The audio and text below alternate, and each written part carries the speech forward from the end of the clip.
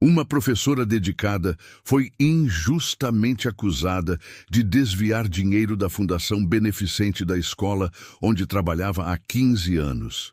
Quando a acusação veio à tona, ela caiu em prantos chorando. Ninguém poderia imaginar o que aconteceria. Em seguida, uma história de superação e esperança que vai tocar seu coração.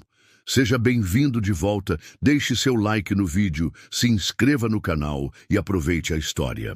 O sol da manhã entrava pelas janelas da Escola Municipal Esperança, no bairro de Botafogo, Rio de Janeiro, enquanto Beatriz Mendonça organizava os últimos detalhes para a cerimônia de premiação. Após 15 anos, dedicando sua vida ao ensino fundamental, ela finalmente receberia o Prêmio de Excelência em Educação. Um reconhecimento pelo seu método inovador de ensino que combinava tradição e tecnologia de maneira equilibrada. Seus alunos a adoravam, os pais confiavam nela e seus colegas a respeitavam. Aos 42 anos, Beatriz havia construído não apenas uma carreira, mas uma comunidade ao seu redor.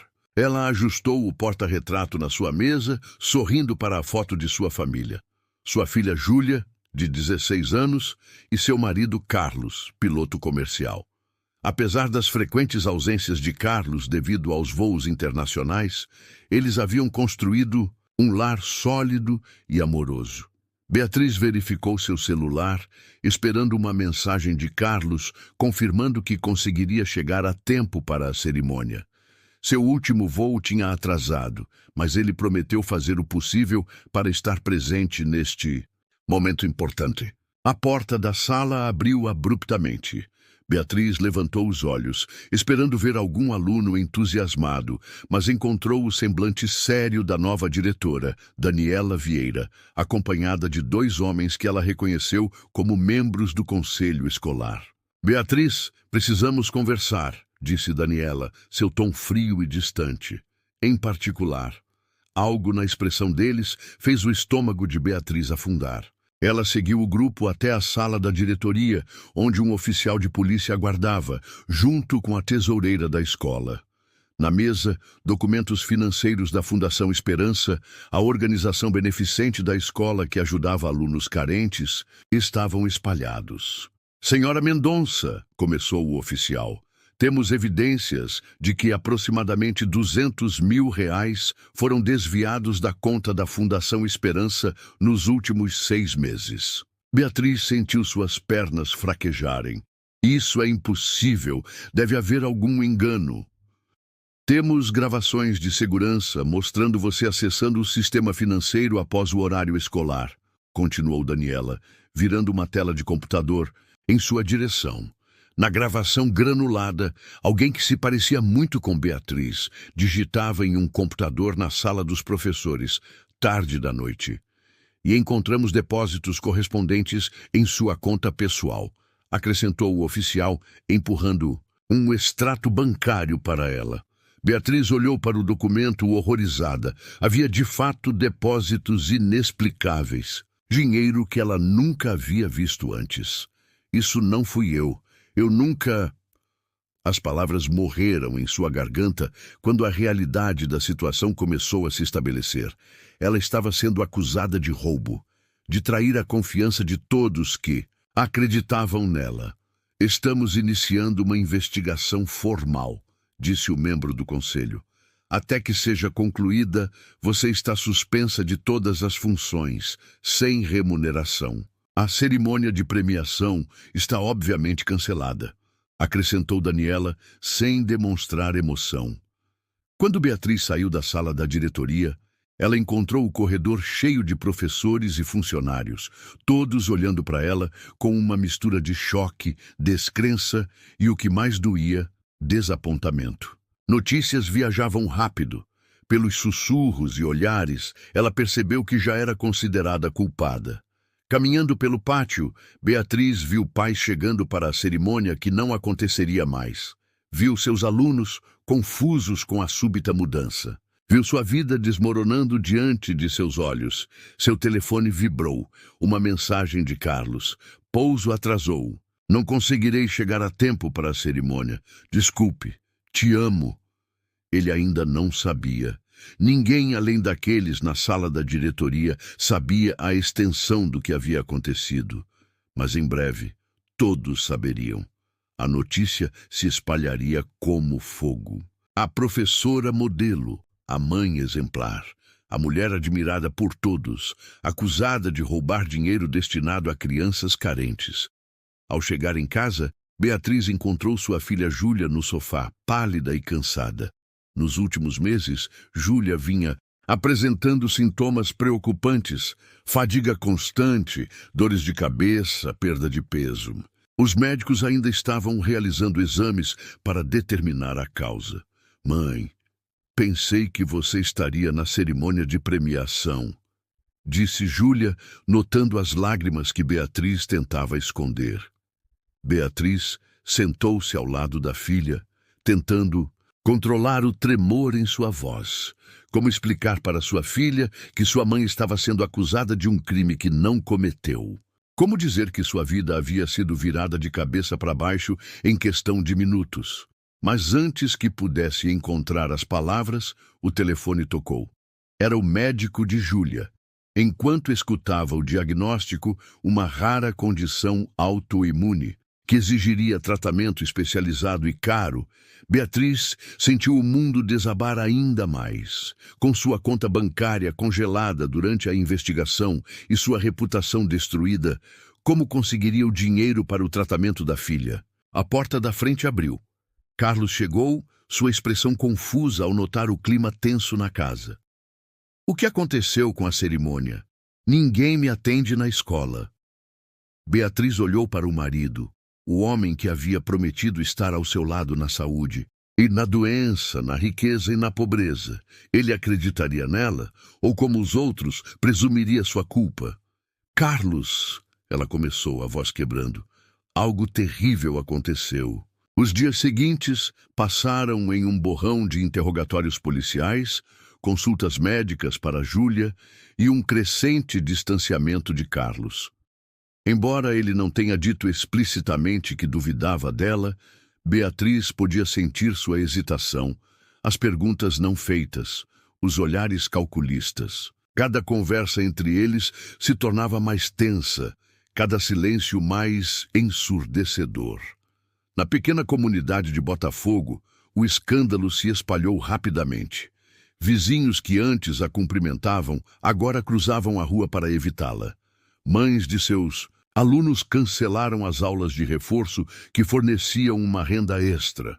Até mesmo o caixa do supermercado local, que sempre conversava animadamente com ela, agora mal fazia contato visual. É incrível como as pessoas são rápidas em julgar, observou Edna, sua vizinha de 78 anos, enquanto Beatriz recolhia seu jornal do gramado. Em um dia você é a queridinha da comunidade, no outro é uma pária. Beatriz olhou surpresa para Edna. Era a primeira pessoa em dias que lhe dirigia a palavra sem acusação no olhar. Você não acha que eu roubei aquele dinheiro? Perguntou Beatriz, sua voz pequena e incerta. Edna bufou. Minha querida, eu fui secretária jurídica por 40 anos. Aprendi a reconhecer culpa genuína e também aprendi a reconhecer quando alguém está sendo incriminado. Você tem o mesmo olhar assombrado que vi em muitos inocentes enfrentando acusações falsas. Ela fez uma pausa, ajustando seus óculos. Incluindo eu mesma, há muitos anos. Foi assim que Beatriz encontrou sua primeira aliada. Edna não era apenas uma idosa com língua afiada. Era uma mente perspicaz que entendia o sistema jurídico e, mais importante, conhecia Botafogo e suas intrincadas relações sociais há décadas. Enquanto isso, a saúde de Júlia piorava. O tratamento recomendado era caro, muito além do que Beatriz poderia pagar, especialmente agora sem salário. Carlos passava cada vez mais tempo voando, alegando que precisavam do dinheiro. Mas Beatriz suspeitava que ele estava evitando enfrentar a situação em casa. Ele não consegue olhar nos meus olhos, confessou Beatriz a Edna uma tarde, enquanto revisavam as finanças da família na mesa da cozinha. Acho que no fundo ele duvida de mim. Os homens frequentemente confundem silêncio com força, respondeu Edna, marcando números em um bloco de papel. Ele não sabe como ser forte para você enquanto ele mesmo está em dúvida. É mais fácil fugir. Para sobreviver financeiramente, Beatriz começou a oferecer aulas particulares em casa, utilizando a sala de estar como sala de aula improvisada. Poucos pais confiavam nela o suficiente para enviar seus filhos, mas aqueles que o faziam geralmente eram de fora do bairro, não contaminados pelo escândalo local. Entre seus novos alunos estava Miguel, um menino de 10 anos, reservado e brilhante, cuja mãe Laura trabalhava no banco onde a transação suspeita havia sido processada. Se você está gostando da história, digite 5 nos comentários e se inscreva para mais vídeos assim. Se não, digite 0. Isso me ajuda a criar um conteúdo ainda melhor para você. Continuando. Durante as aulas, Miguel raramente falava mais que o necessário, mas sua atenção era completa. Beatriz percebeu que, apesar de sua idade, ele compreendia conceitos muito além do que seria esperado. Um dia, enquanto trabalhavam em um problema de matemática, Miguel fez uma observação que capturou a atenção de Beatriz. Números são como pessoas, ele disse, alinhando cuidadosamente seus lápis de cor. Eles contam histórias se você souber como escutá-los. Que tipo de histórias? Perguntou Beatriz, intrigada. Miguel deu de ombros.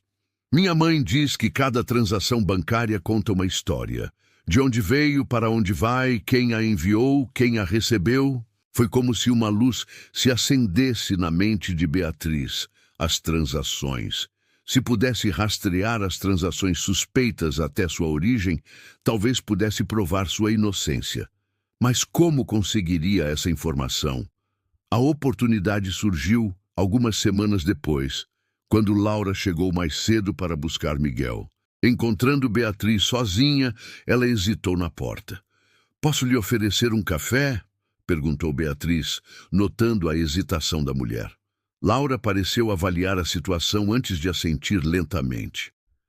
"Miguel fala muito bem de você", ela disse enquanto aceitava a xícara. "Ele diz que você é a melhor professora que ele já teve." Beatriz sorriu tristemente. "Obrigada. Às vezes me pergunto se ainda posso me considerar uma professora. Parece que perdi mais do que meu emprego. Perdi minha identidade." Algo na vulnerabilidade de Beatriz pareceu tocar Laura. "Eu tenho ouvido sobre seu caso", ela admitiu. "No banco há rumores, algumas transações estranhas." O coração de Beatriz acelerou. Que tipo de transações? Laura olhou nervosamente para a porta como se temesse ser ouvida. "Não posso dizer muito. Ética profissional. Mas..." Ela abaixou a voz. "Se eu fosse investigar algo, olharia para padrões. Transações que se repetem em intervalos específicos, divididas para parecerem menores do que realmente são." Antes que pudessem continuar a conversa, Miguel entrou na sala, mas aquelas poucas frases deram a Beatriz sua primeira pista concreta. Com a ajuda de Edna, ela começou a mapear o que sabia sobre os fundos desviados, procurando por padrões que pudessem indicar quem estava realmente por trás do esquema.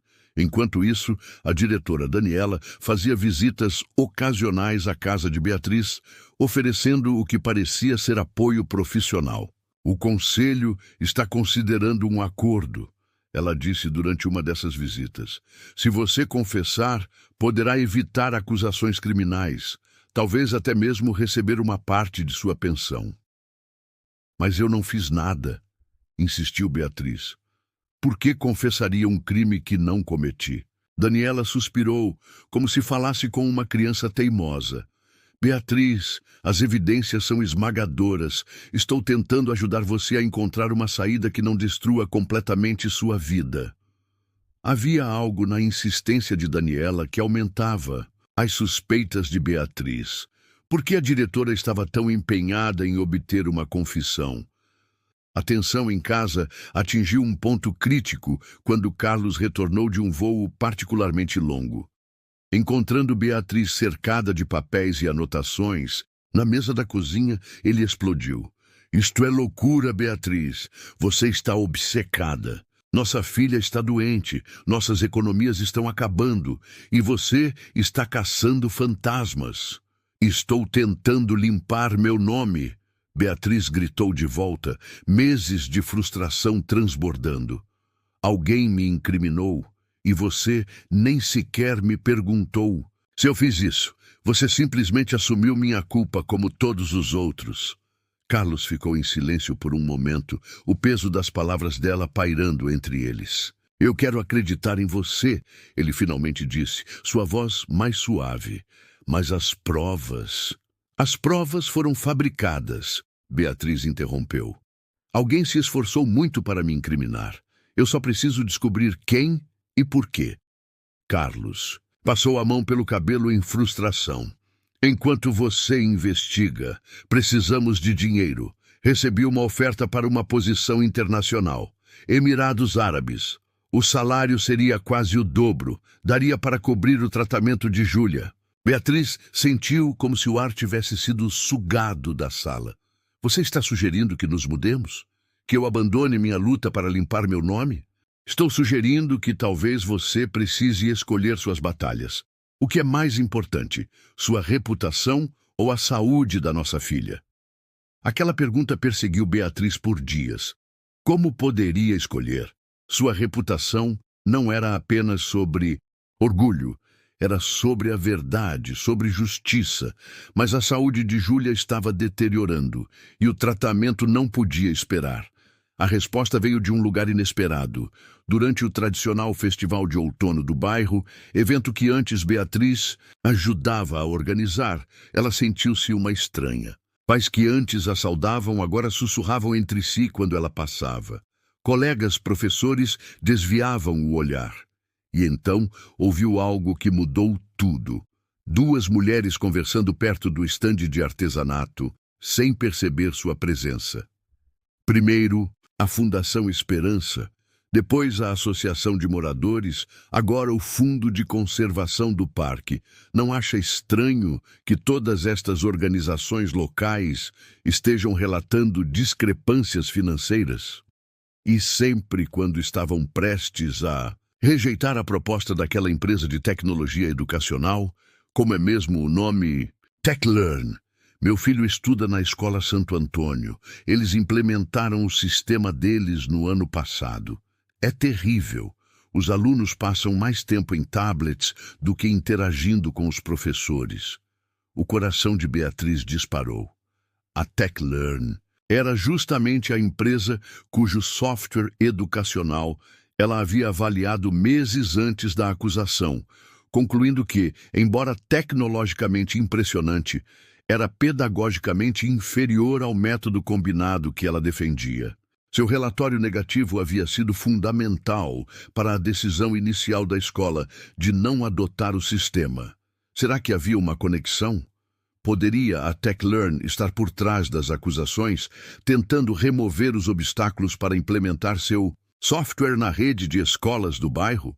Juntas, Beatriz e Edna descobriram que várias outras organizações comunitárias que haviam resistido à modernização digital proposta por diferentes braços da mesma empresa holding que controlava a TechLearn também haviam enfrentado escândalos financeiros semelhantes. Em cada caso, os principais opositores à mudança tecnológica haviam sido afastados após acusações de má gestão financeira.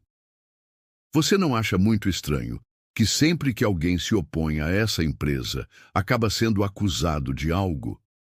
E se o mesmo estiver acontecendo em outros lugares também? Júlia, apesar de sua condição debilitada, começou a mostrar interesse na investigação da mãe.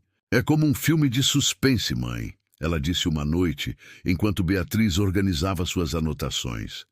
Você deveria documentar tudo isso. A sugestão casual de Júlia plantou uma semente na mente de Beatriz. Documentar.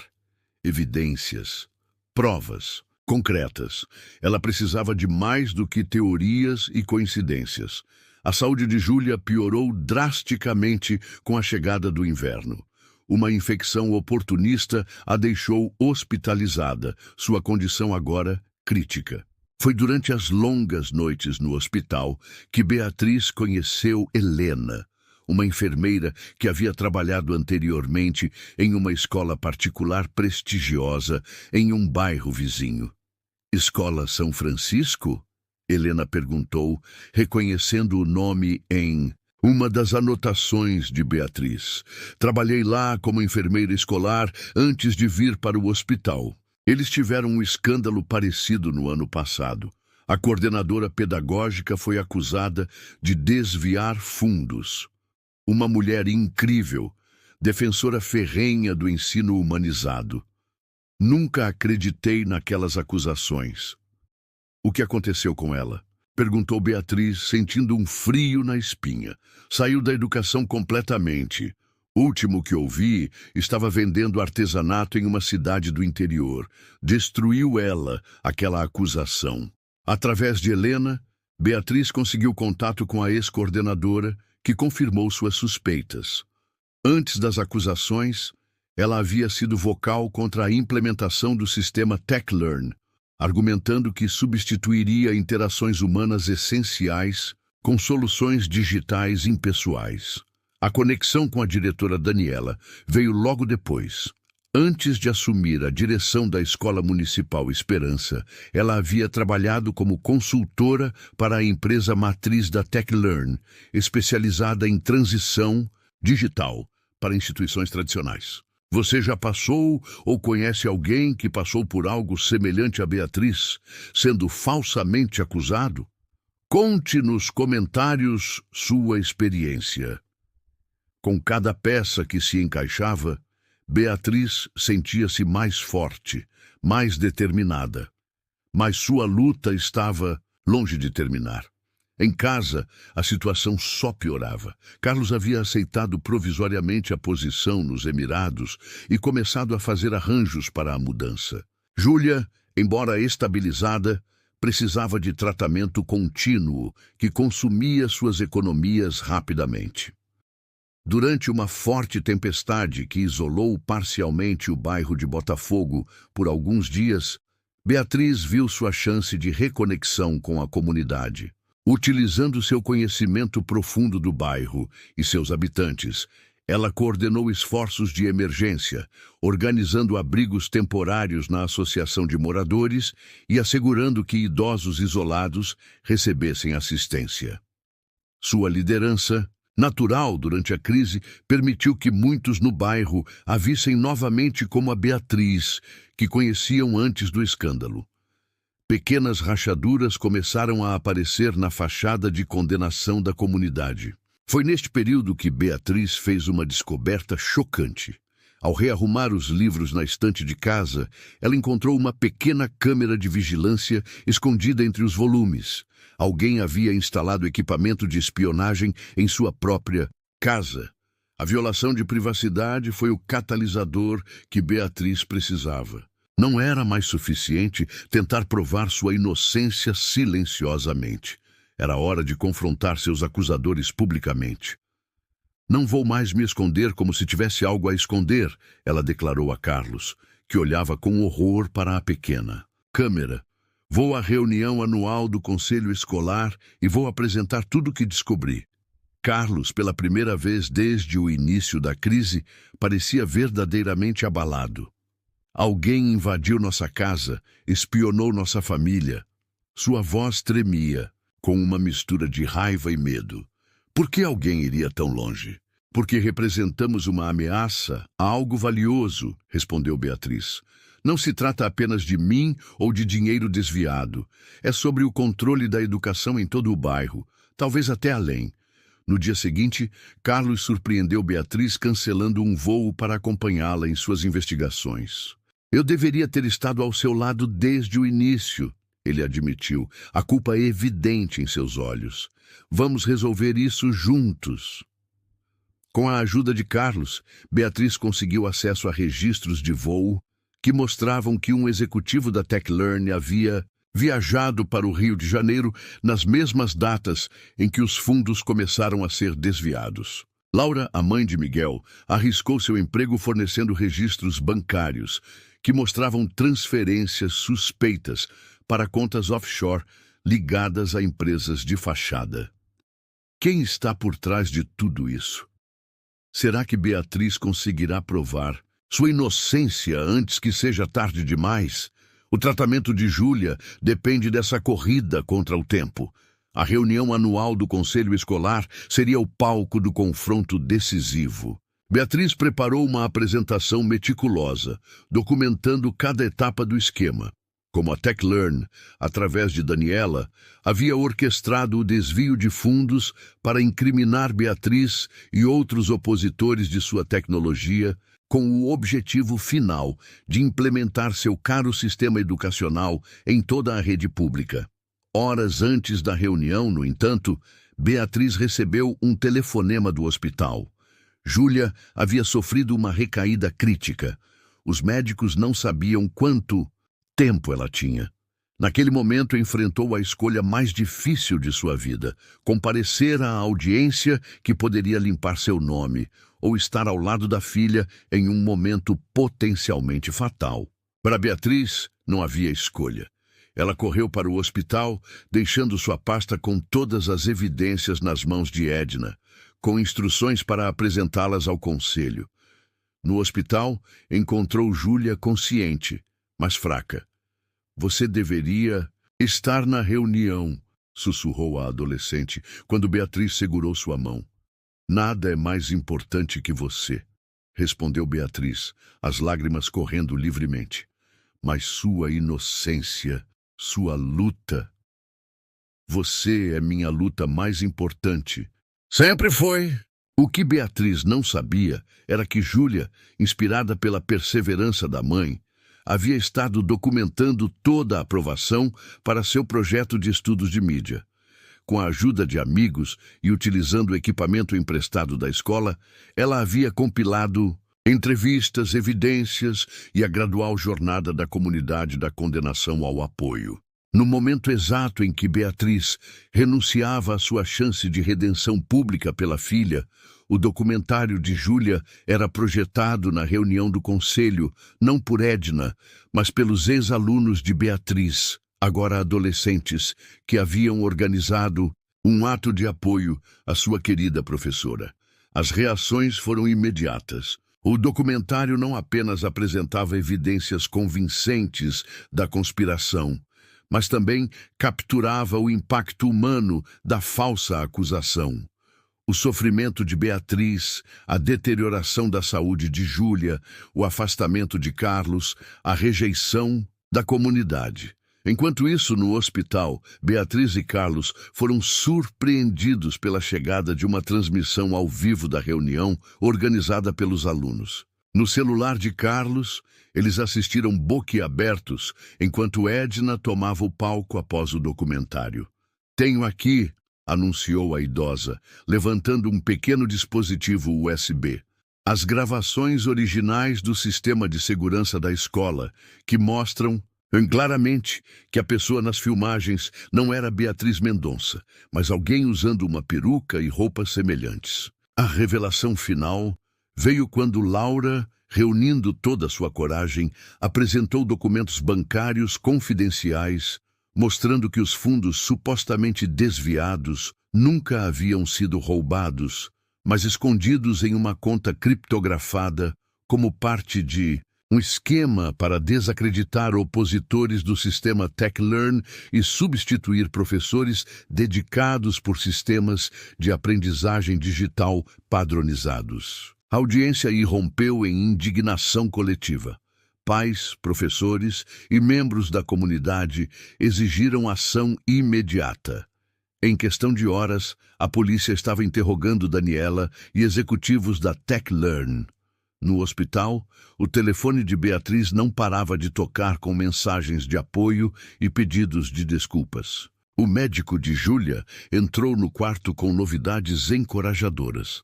Um programa de tratamento inovador havia sido aprovado para a condição de Júlia e, graças à súbita atenção ao caso, uma fundação de saúde havia se oferecido para cobrir todos os custos. 2 semanas depois, com Júlia respondendo bem ao novo tratamento, Beatriz finalmente retornou à Escola Municipal Esperança, não apenas para limpar seu escritório, mas para atender a um convite especial.